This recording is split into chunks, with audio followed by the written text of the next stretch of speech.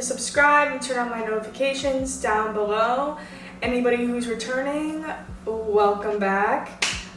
Today I am going to do an editing tutorial. So in this editing series, I'm going to be doing color correction, using different tools in Photoshop, Lightroom, anything that you guys suggest, I'll do. I'm pretty familiar with Photoshop and Lightroom, so if you guys have any questions, just let me know. But today I'm going to be focusing on color correction. Color correction is pretty easy once you get it down, and it also kind of revolves around your personal taste. You would notice that my photos are more saturated and vibrant in a way. That's just personally my style. Some people like something subtle, less color. That's all up to you. I specifically am editing this photo so it's a bit more vibrant and colorful, just so you guys can see how far you can take your photos and what you can do with them in color and the difference before and after, because it matters. Let's get started. Alright guys, so what you want to do is launch Photoshop. I have already launched Photoshop and uploaded the photo that I will be editing today. This is just a selfie I took on my timer of me. This is straight out of my camera. There has been no editing or retouching. As you can see, I shot it in RAW and not JPEG. If you guys shoot in RAW on your cameras, it's going to allow you to edit more and be more flexible with changing the colors and whatnot. So if it's ARW, you'll know that your photo is RAW and not a JPEG. I highly suggest this and it'll take your editing to the next level. So, but if not, you can still edit JPEG like this. You just might not get as much flexibility as you usually would. So after you upload your photo to Photoshop, this window is automatically going to pop up, and it is called Camera Raw. So this allows you to pretty much edit all the colors and put any filters on there if you want to. This is one of the first things I do before I go into retouching. Other people might have a different way of doing it. I like to color retouch first, just because I think it turns the photo into something else. Like, I think it's just changes the photo completely. So what I automatically do is kind of like scope out like what colors I'm going to bring out in like my skin tones. As you can see, the photo is pretty dull, so since my style is more vibrant, I am going to be making it pretty colorful and bringing out my skin tones. So what I do is, if you shoot in Camera Raw, there'll be these settings over here under Profile, and if you go through them, it automatically kind of brings out everything. I usually pick Adobe Landscape or Portrait.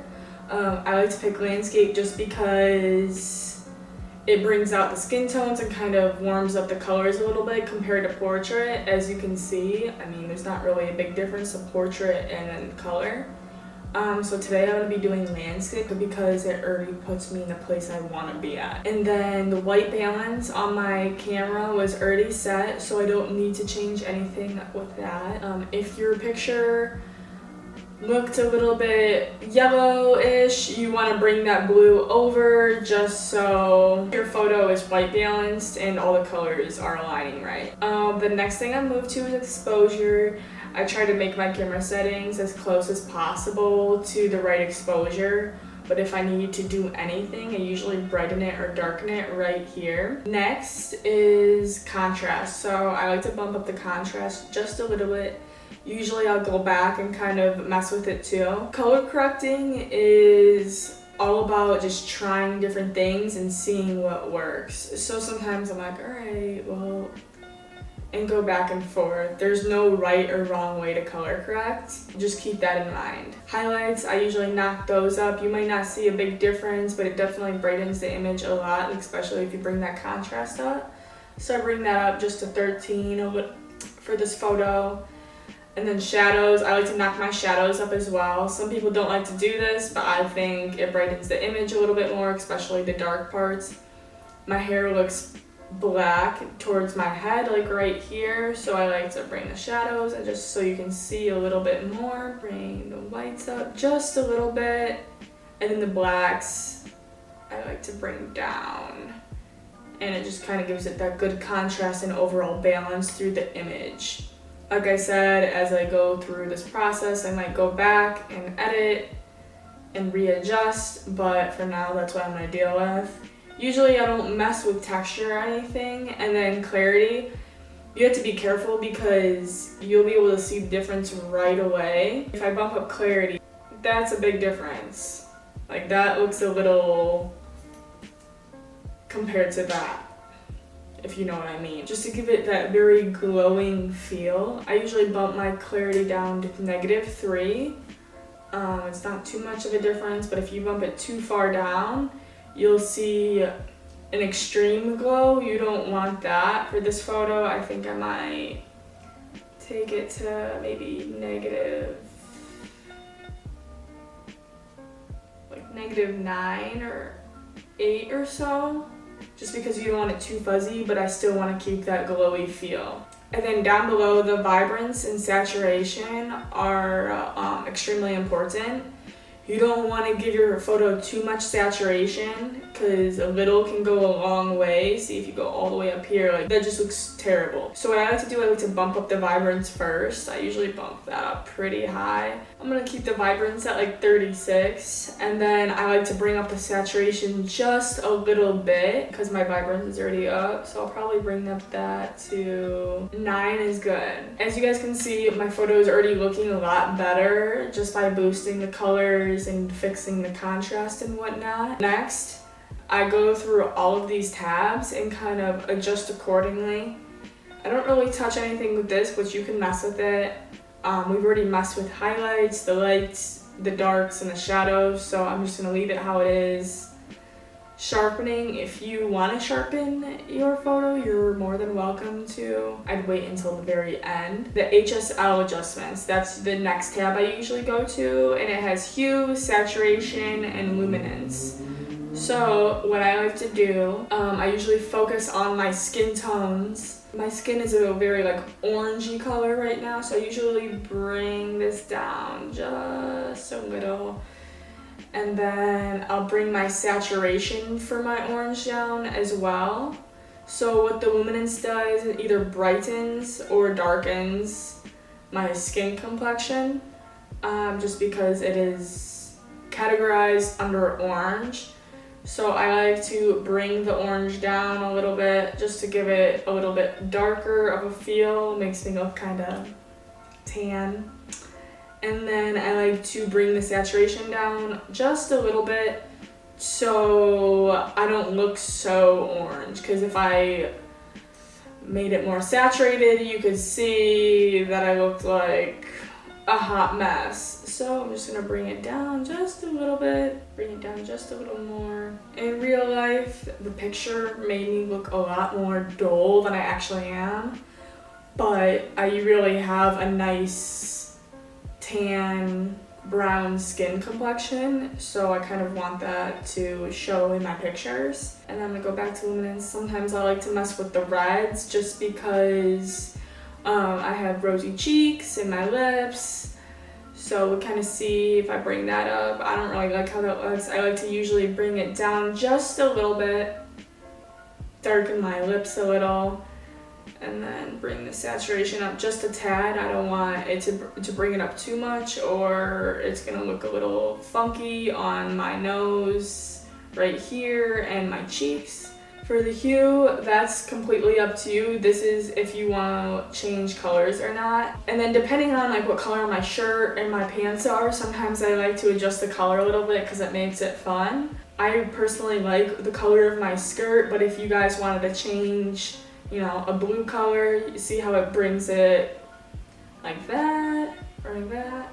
I'm gonna just flip through these, make sure I don't need to touch anything. Sometimes I touch the green primary and the blue primary just because it gives it a little bit of a different look. I like to bump up the blue primary to that, but not leave it like that. And then I'll touch the green primary and even it out. So obviously I bumped this up too much, so I'm gonna bring it down and I'll bringing that down. And like I said, you don't want to look too orange or too tan or anything. You want to keep it a bit more natural. So I'm going to bring down the saturation just a little bit. And I'm really happy with how this looks. And if you would like, there are presets. I lean away from using these. You can kind of preview them by scrolling over them. I lean away from using these just because this gives it more of the edited feel. People can look at it and be like, oh, looks like she put a filter over that, because it does. If you look at the screen, like, you can kind of tell, like, okay, that's not as crisp, that is like not as clean. That's just my opinion on that, but I just feel like it gives it more of that, oh, let's just put an Instagram filter over it. Don't get me wrong, I still do use filters, but I will put the filter on and then edit it very heavily, so it doesn't look like there's a filter on there. But yeah. Alright, so the next step in this editing process would be opening up your picture in Photoshop so you can skin retouch and do whatever to it. This will not be a video on skin retouching or dodging and burning, but in the next video I will be going over more editing steps that you can take to kind of finalize your photo. I may be using this photo, or I may be using a different photo. It just really depends. But this is the final product after color correction. I just kind of slowed it down, explained a little bit more to you guys, and showed you guys what I do for my personal settings. But like I said, it's a lot of trial and error and testing things out to find what you like. Alright, so here is our color corrected photo. What I would do after this is make my layers, use the mixer brush, use the healing brush, and then use the dodging and burning tools, and then any other small things I might add, like cropping. But that's pretty much the whole process of editing my selfies or portraits. This is just step one, and I believe this is one of the most important parts, because color is everything in a photo. The before and the after of only step one. Take a good look, before, after. Before shooting this video, I already edited an entire photo, color corrected, skin retouched, highlighted, start to finish, just so I could see how it turned out, and this is what it looks like. So this photo, right here, is the final product. So if you guys are interested in seeing how I get this, make sure you hit that notification bell and subscribe, just so when I do post another editing video, you'll be able to complete that next step.